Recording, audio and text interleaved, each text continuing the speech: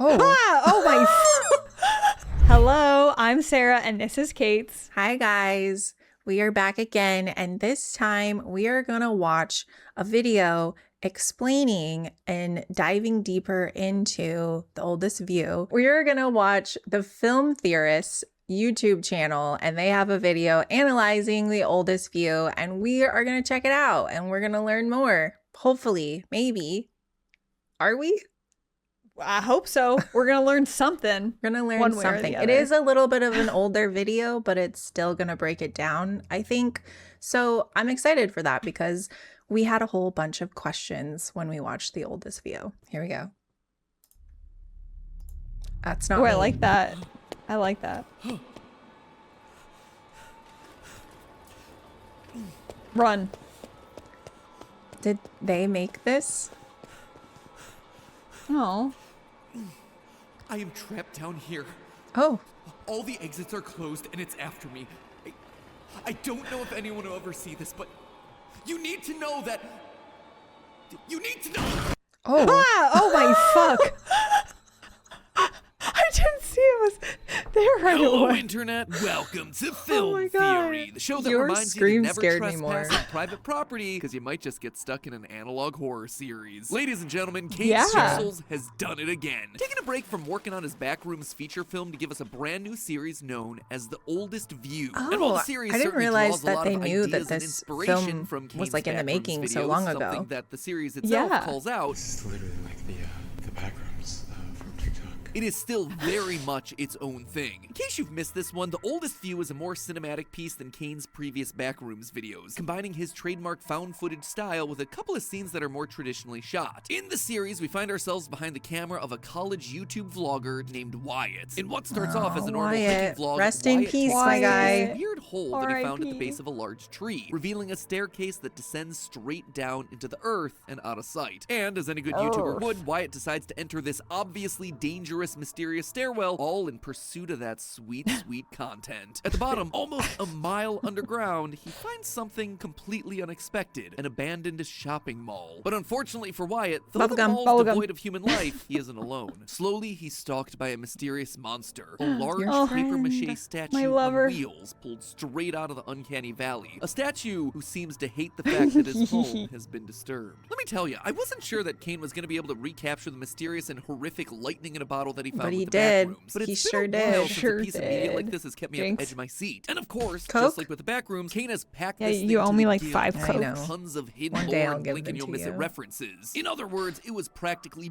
begging for an episode. The questions here are just too intriguing not to dive into. What is The Oldest View really about? What's with this rolling giant thing, and why is it stalking an abandoned mall? Heck, what even is the deal with that mall, and why is it a mile underground? Well, when you actually stop love all and these do That the hole research looks- underneath the layers of Looks whole like him. looks like him. Yeah. Yeah. for the past, and how to embrace nostalgia without getting consumed by it. And the craziest part, all of it is told through the lens of real people, real places, and real history. That's yeah, the monster so here, crazy it to me. really exists. So grab your Yeah. camera phones and let's go to the mall, loyal theorists. It's time we head down the stairs. Theorists. The Oldest View. So I feel like said the it. best place to start is with a quick It's hard for me recap to of the say. events that we see in the series itself. The first episode is a bit of a strange one, given Kane's previous releases. It's a lot more atmospheric and traditionally cinematic than his previous work with Feels like so Backrooms. long ago when we open watched in a that one. forest. Here we see a man Yeah. walking around picking flowers and scribbling in a So small that's the notebook. But botanist. what's interesting is that while the Okay. forest around him is bustling with life, full of the green color that you'd expect to find in the woods, the man himself is black and white, literally monochromatic. That said, we don't stick around with this guy long, quickly cutting to scenes of someone's terrifying arts and crafts project. Is he eventually black and white creating an 'cause he's, ominous like, mask. gone? Wonder Like, if that he's one's gonna dead? come up again. Spoiler alert. He's like a The second memory. and third episodes take on a style a lot closer to Oh. what we've been used to, putting us in the shoes of Wyatt, the YouTube vlogger that we mentioned at the top of the episode. What's up, guys? Wyatt here. Wyatt What's up, takes the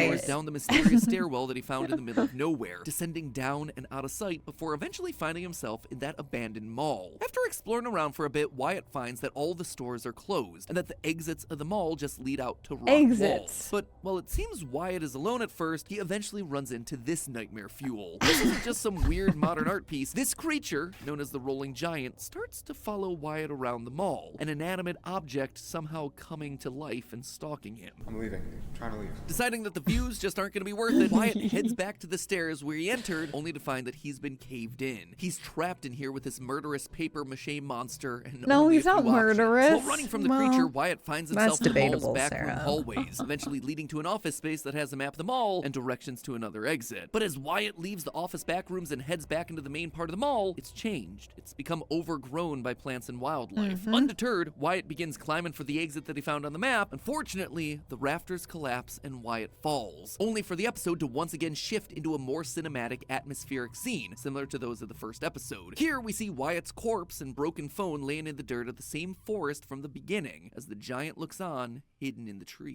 So, what the heck's going on with this thing? Well, the way I see it, there are three main mysteries in the series so far. Number one, what's up with the mall? Number two, what is this monster supposed to be? And number three, what's it all trying to tell us? He's not a I monster, like how he's this a guy- Break friend. down what we can, Sorry. starting He is with a what's friend. going on in the I like mall. how this guy Almost edits. Immediately Yeah. after discovering it, Wyatt finds a sign designating this as Valley View Center. There are also a bunch of references to the city of Dallas, Texas. That's so crazy to me. I thought this was a really strange and specific detail, so we did a bit of digging. We found that the Valley View Center is actually a very real place that actually existed in Dallas, Texas. But we should also note that the series clearly doesn't take place in Dallas, and likely not in Texas at all. First off, the flora and landscape in the outdoor area that we see towards the beginning of Wyatt's vlogs looks a lot more like what you'd expect to find in Central California. California. That's This right. absolutely makes Yeah, sense you when you called consider that. that Kane is from that part of California, but it's Hi, not just Kane. a production decision. As Wyatt's exploring the mall, he himself seems to think it's weird that he keeps seeing signs for Dallas everywhere. I keep seeing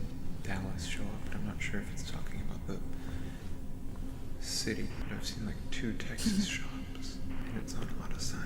So right Oh, off the I bat, missed that's pretty darn this weird, episode. right? What's this No. mall from Dallas, Texas doing in California? And maybe more importantly, why is it underground? Well, it's important to note that the Valley View Center doesn't actually exist anymore. Just like most other malls in the US, the Valley View Center was hit hard by the 2000s, thanks in large part to online shopping and companies like Amazon taking much of their business. By 2012, the mall was bought Bezos. out by an investment group called Beck Ventures, who didn't plan to save the dying mall, Beck. but instead demolish it and rebuild the land into a completely Beck. different shopping Beck district was in the known as Dallas Backrooms. Midtown. Ivan In fact, you can Beck. see part of Is Beck's that right? plan Yeah. to do this Yeah. inside of the oldest view. As Wyatt's exploring the office space, you can spot several artistic renderings and publicity images displayed on one of the walls that he walks by. The very same ones that you can find in real life if you go to the actual website for the Dallas Oh, that's Midtown cool. project. See, side by side there? They are one and the same. Why is that a big deal? Well, it's at this point that we should stop and acknowledge that because this building was entirely demolished earlier this year, it means that everything we see inside the oldest view here is 100% CGI. Everything Oh, from the shit. giant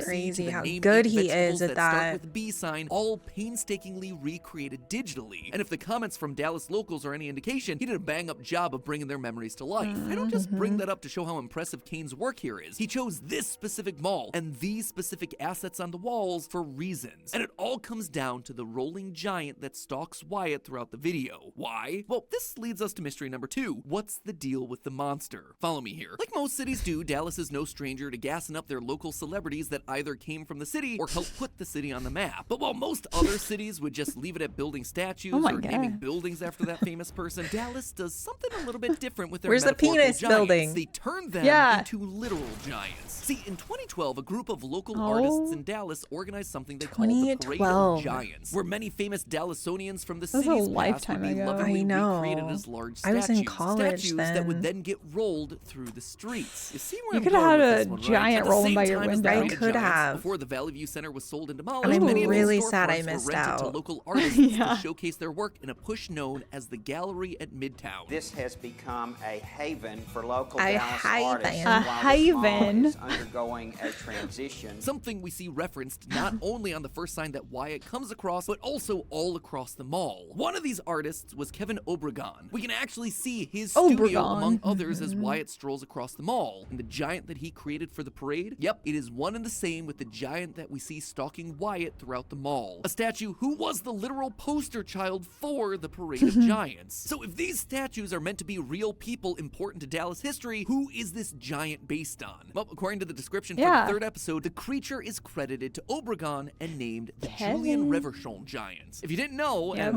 I mean, why would you know this? Julian Reverchon was a botanist, someone who studied plants, born in France in 1837. Now, those factoids right there should already be connecting some dots for you. Firstly, the giant itself seems to be made of plants. Notice those massive plant-like hands. Secondly, the stairwell down to this creepy abandoned mall was found at the base of a large tree. Again, showing a connection with plants. And finally, our point of view character Wyatt, what's he studying in college again? Oh yeah, botany. I was able to get a couple of trail cameras from my old botany professor. Clearly there's I didn't hear him say what and professor. Perhaps this is why the mall is so far underground beneath a tree. It is the roots to our story. Anyway, in 1856, Julien Reverchon and his father moved to the U.S., heading for a settlement called La Reunion, which is now Dallas, Texas. Unfortunately, travel took ages back in the 1800s, and by the time they eventually got there, La Reunion had basically collapsed. Instead of just turning around, though, and heading back to France, Reverchon stuck around and joined the nearby community of Dallas back when it was only a few hundred farmers. And from there, this is he was crazy. instrumental in the development of this Dallas is a good into the video. metropolis that it is today, becoming something We of a have local learned celebrity already. while expanding his know. plant collections and teaching others about botany at Baylor University College. Reverchon Park in the city was even named after Julien after he died. Reverchon is clearly an important person to this story. Not only is this creature based on a real sculpture of the guy, but it isn't the only time that he shows up. During the third episode, when Wyatt returns to the store that he found the giant in, there's a portrait of a man in one of the storefronts, labeled Julien Reverchon. In front of it is a single twig with leaves on we it, saw a that. nod to the giant and Reverchon's career as a botanist. Finally, Reverchon is also our connection to the mysterious man in the first episode of The Oldest View. Remember that guy? The dude stuck in black and white while the rest of the forest is green? Well, on IMDb, the character is credited as Julien Reverchon. He's the dude who's out here existing in nature, picking flowers, scribbling in his notebook, doing his general botanisty things. Which brings us then to mystery Not number reading a 3. Bible? Why?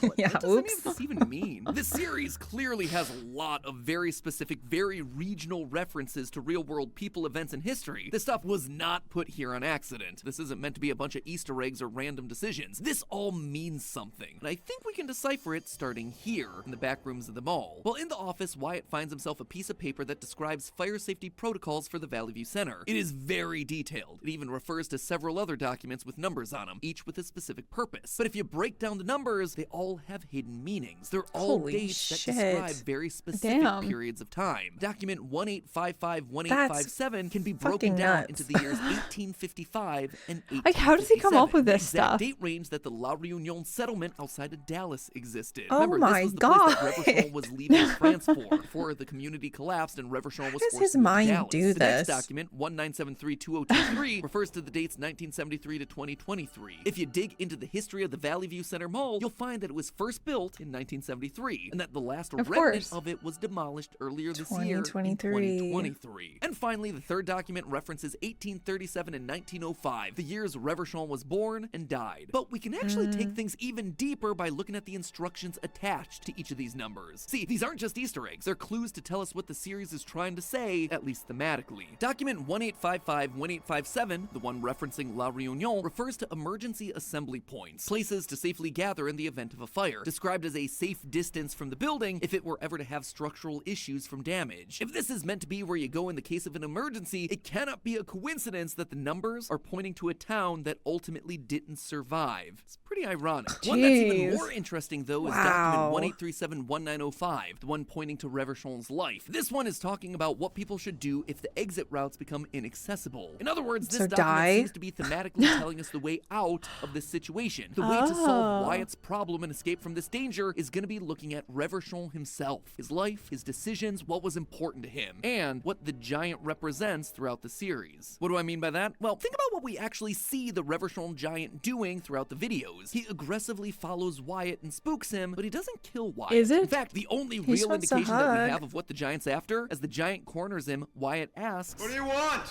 and the giant shows him something strange. The lights All the flicker, dead and suddenly there's people. a pair of dead horses and dead men. The village. These are clearly things that Reverchon, the real one, would have witnessed at some point during his life. These men dressed in old-timey clothes and the horses and whatnot, classic cowboy stuff, all a flash from Reverchon's past. And this sense of a flashback isn't just present here. In the first episode of the series, as Reverchon is picking flowers and the giant's being made, we can hear a song titled When the Swallows Homeward Fly. And if you listen to the lyrics, they very much lean into these same feelings of sadness and nostalgia. Quote, when the summer days are gone, when the roses fade and die, and no more is heard the song, parting, oh parting is grief and pain. This is a song about nostalgia, because this is a series about nostalgia, both the good and the bad ways that you can hold on to it. Honestly, this song, this is what made everything click for me. As I was really sitting down to crack the series, the decision to tell this story with Reverchon and these themes in a mall of all places really bothered me. Like, sure, I guess the sculpture's from here, but why dive into this particular story with this man in this place? And then it hit me. Just before Wyatt exits the back rooms and finds them all overtaken by plants, you can sign see you this mentioned that. poster for just the briefest of moments. Yeah. It reads, do you accept this impermanence? That right there, not exactly a motivational phrase you'd expect to find in a typical workplace, especially one It that happens has been so fast. painstakingly recreated by Kane. No, this poster was put here to make a point. And you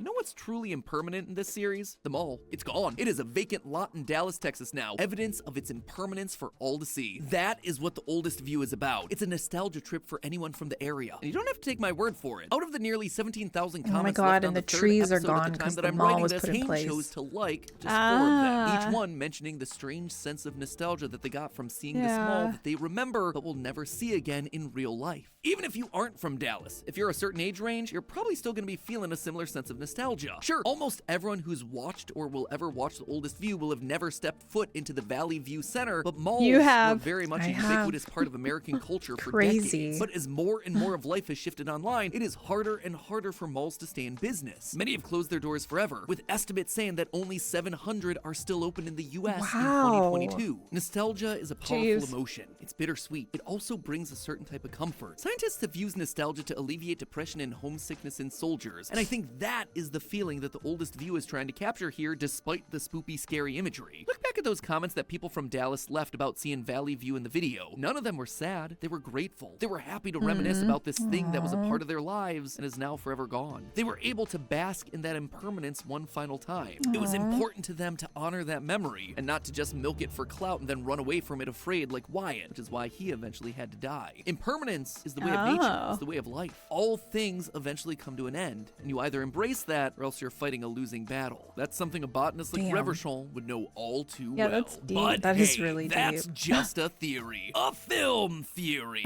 And cut. I'm really glad that we watched this because I feel like it explained so many things that we had questions about. I mean, we read a lot of comments and we are like, we love that, but there was still Yeah. just so much that we're like, we didn't know.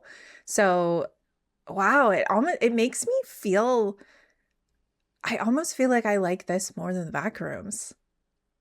Whoa. I know. Whoa. Whoa. I know, but I mean, like, it had such depth to it that I don't know. Like, I know it I'm was being really cool. exaggerating, but that also is kind of blowing my mind that you feel like that. I mean, I still love the Backrooms. Don't get me wrong, but like, there's just something about this that it just resonates with anybody and everybody.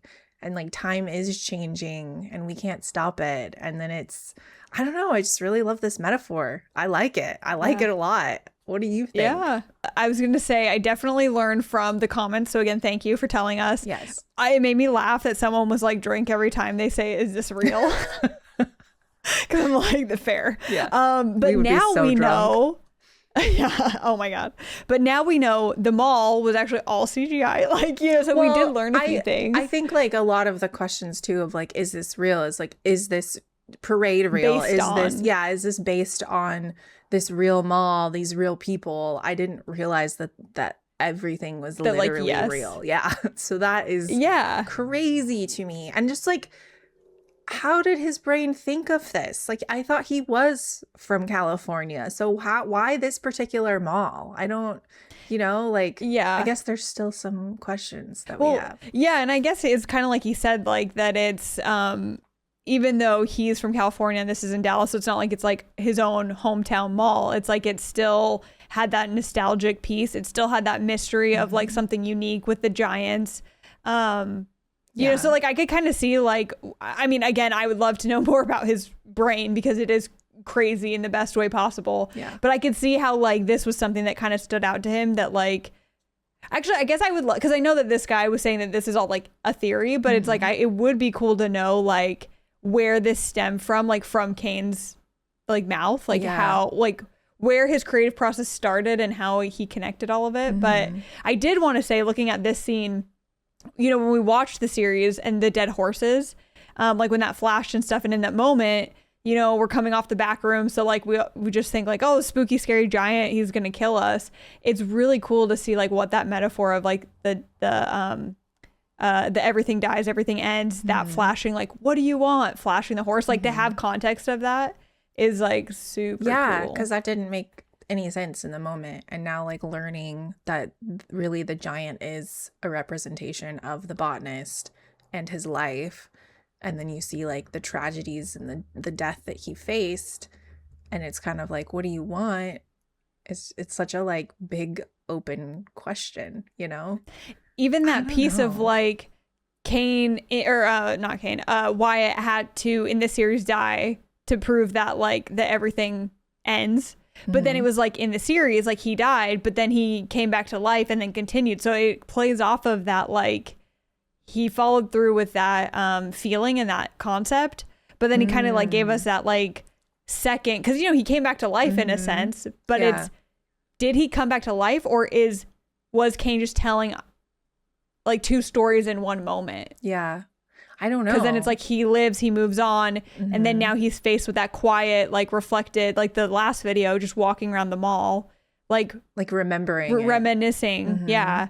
Like he's still alive, you know, but he's like just now has this memory. He has the perspective of what that, like knowing what it would be like to die and to like hold on to like actually remembering things.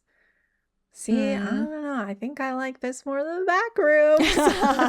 And then that reminds me of another comment that someone said, how we were in this, like how we viewed this is also interesting. Like when we watched the series, I feel, at least for me, I feel like I went into it having a different idea of what it would be than what it was. Yeah. So like someone commented saying it was like hilarious how we were watching that last video of like Kane just walking around, like we were so like, well, something's gonna pop out, what kind of expecting something to like happen, and that wasn't the vibe of it at all. I mean, but now we know that. Very eerie though. There were definitely like eerie moments to it, which I think was like the point, but it was also very like peaceful, and at the end kind of hopeful. So yeah, but that is funny.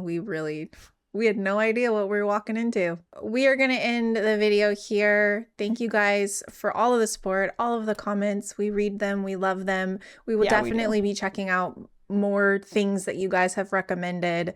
But we're so excited to see what else Kane has done and then move on from that. When's the last time you've been in a mall?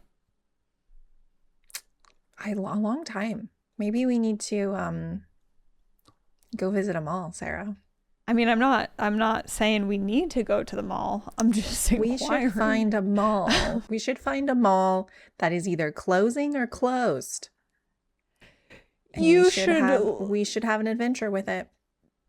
You should learn Blender and recreate a whole mall. Let us know if you guys want to see that, because I would love to do that with Sarah. Right, Sarah?